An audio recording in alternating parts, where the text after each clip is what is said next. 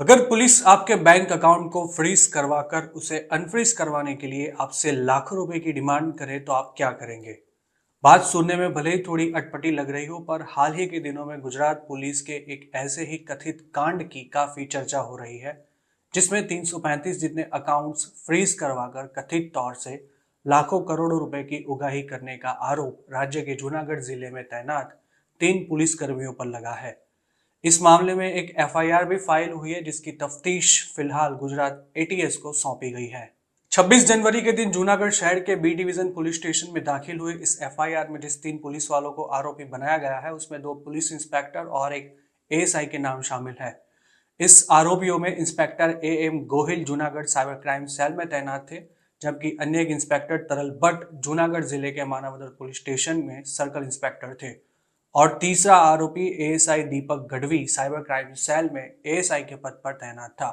फिलहाल इन तीनों पुलिस कर्मियों को सस्पेंड किया जा चुका है, पर एफआईआर दर्ज होने के बाद यह तीनों फरार हो चुके हैं।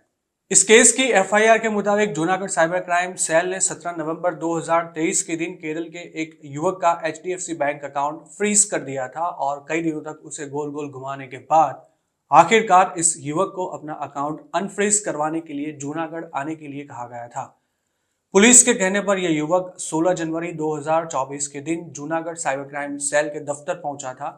जहां पर पहले एएसआई दीपक जानी ने उसकी पूछताछ करने के बाद उसे यह कहकर डराया था कि उसके बैंक अकाउंट में लाखों करोड़ों रुपए का ट्रांजैक्शन हुआ है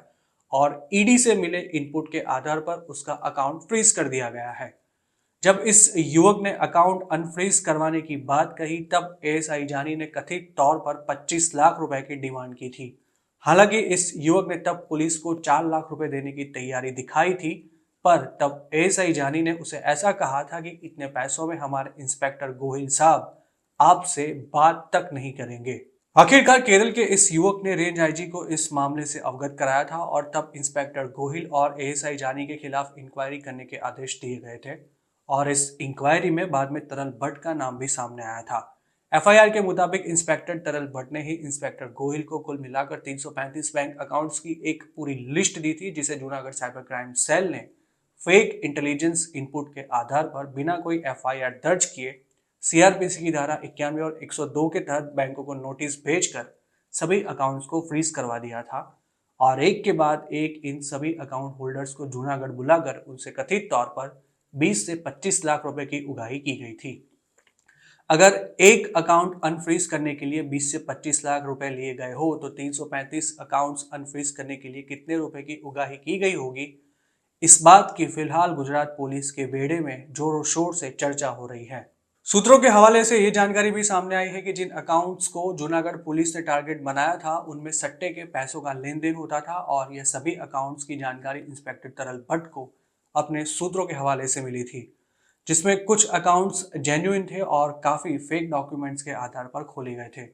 सूत्रों का यह भी कहना है कि जिनके अकाउंट्स फ्रीज किए गए थे, उनको ईडी का डर दिखाया गया था और अगर पैसे ना दिए गए तो एफआईआर दर्ज करने की धमकियां भी दी गई थी।